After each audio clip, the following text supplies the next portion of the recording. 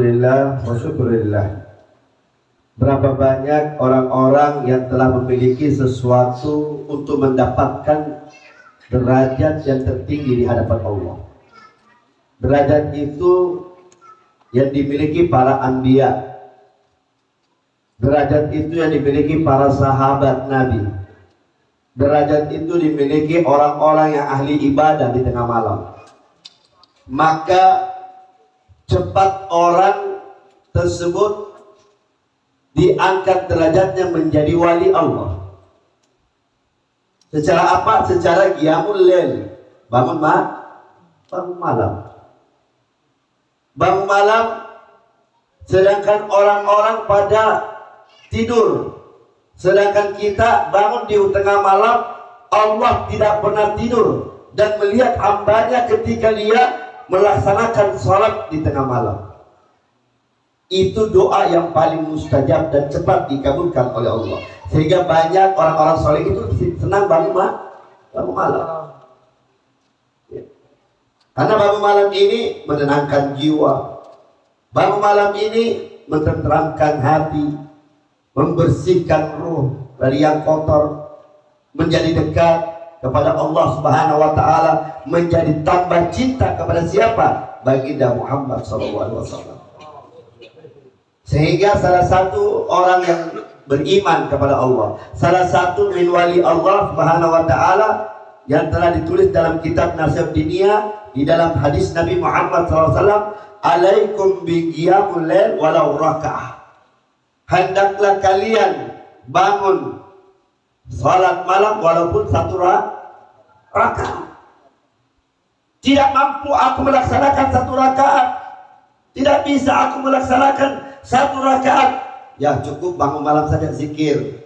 Astagfirullah, astagfirullah. Ucapan astagfirullah saja sudah itu 3 kali ucapan sifat, tidur lagi tidak masalah. Yang penting bangun malam. Tapi ada lagi orang subhanallah gara-gara nonton bola, apalagi sebentar sudah piala dunia. Wah, itu bangun cepat luar biasa. Tanpa disuruh udah bangun. Kenapa? Ada keinginan untuk menyaksikan kesenangannya dia.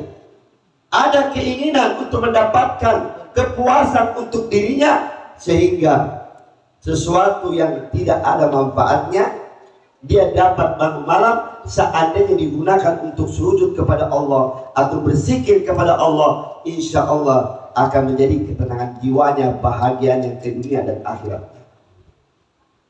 Saya tidak bisa bangun malam, saya tidak bisa menangis di tengah malam, susah untuk menangis. Kok bisa? Gampang.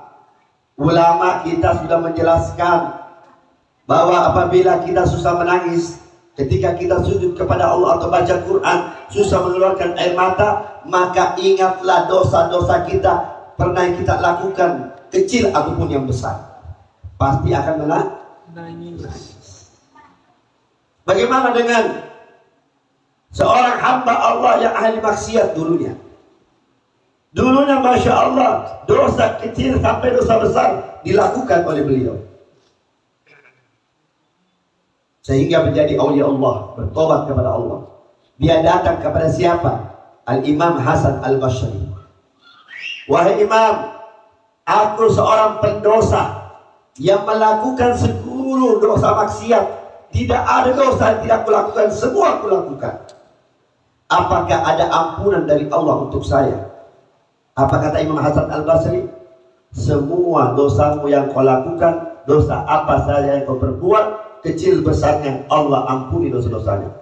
Tidak dipercaya Imam Hasan Al-Basri. Tidak dianggap bahasanya Imam Hasan Al-Basri. Masa dosa yang sudah begitu banyak lakukan, Masya Allah ampun dosa-dosaku, pingsan dia. Bangun lagi dari pingsannya, betulkah ini dosaku diampuni oleh Allah atau tidak ya Imam Hasan Basri? Naam, dosamu diampuni oleh Allah. Inna Allah ghafurur rahim, Ar-Rahmanu Rahim. Allah Maha Pengampun. Allah memberikan kasih sayang yang luas. luasnya daripada dosa-dosa kalian. Walaupun dosamu seperti seperti dunia banyaknya, lebih besar luas pengampunan Allah daripada dunia tersebut. Pingsan lagi nih orang. Bangun lagi, bertanya lagi, apakah dosaku diampuni oleh Allah? Dosaku diampuni. Kalau memang dosaku diampuni oleh Allah, maka ya Rabb, aku minta kepadamu ya Allah, berikanlah kecerdasan kepada diriku agar setiap aku menghafal Al-Quran atau daripada hadis Nabi Muhammad SAW tidak pernah akan lupa selama-lamanya. Maka Allah kabulkan doanya seorang hamba tersebut. Doa pertama yang diminta. Doa yang kedua, apa doa yang kedua? Mudah-mudahan ya Rabb, suaraku indah apabila aku melantunkan ayat atau kasidah atau pujian untuk Nabiku Muhammad SAW. Maka Allah berikan juga yang kedua, suara yang paling terindah pada zamannya. Apa yang terakhir? Yang ketiga dia minta rezeki yang luas. Mudah-mudahan rezekiku diberikan oleh Allah tanpa disangka-sangka. Allah berikan 3 seorang hamba yang tadi ini, yang bangun di tengah malam bertobat kepada Allah, ingin kembali kepada Allah, melaksanakan ibadah kepada Allah, sehingga Allah kabulkan apapun yang diminta hamba tersebut. Ketika dia minta ampun dan bertobat kepadanya, maka kunci pengampunan Allah selalu terbuka kepada siapapun daripada makhlukku. Kuciptakan dia dari airkah, kuciptakan dia dari anginkah, kuciptakan dia dari apikah, kuciptakan dia dari tanahkah. Setiap makhlukku ingin bertobat kepadaku, maka ampunanku selalu ada pada mereka semua. Makanya iblis yang minta ampun kepada Allah di zaman Nabi Musa alaihissalam, Allah berikan ampunan kepada iblis, tapi satu syarat, iblis harus sujud dulu kepada Adam, baru Allah ampuni. Tetapi iblis tidak mau minta tobat, tidak mau sujud kepada Adam, maka iblis tetaplah congkak di hadapan Allah, tetap murka di hadapan Allah. Maka orang-orang yang tidak mau sujud, yang tidak mau bangun tengah malam, yang minta kepada Allah Subhanahu wa Ta'ala dengan segala hajat-hajatnya, maka insya Allah mereka lah golongan orang-orang yang tidak beruntung di dunia maupun di akhirat. Semoga kita yang hadir di tempat ini, di tempat yang mulia ini, di Darul Mustafa ini, insya Allah semua masuk di dalam pada darul rumahnya Nabi Muhammad SAW dan berkumpul bersama Nabi Muhammad SAW. Allahumma jama'na wa ahbarana bidarikal firdaus ya radwana. Rabbana atina fid dunya hasanah wa fil akhirati hasanah wa qina adzabannar. Wa sallallahu ala sayyidina Muhammadin Nabi ummi wa ala alihi wa sahbihi wasallam. Walhamdulillahi rabbil alamin. Assalamualaikum warahmatullahi wabarakatuh.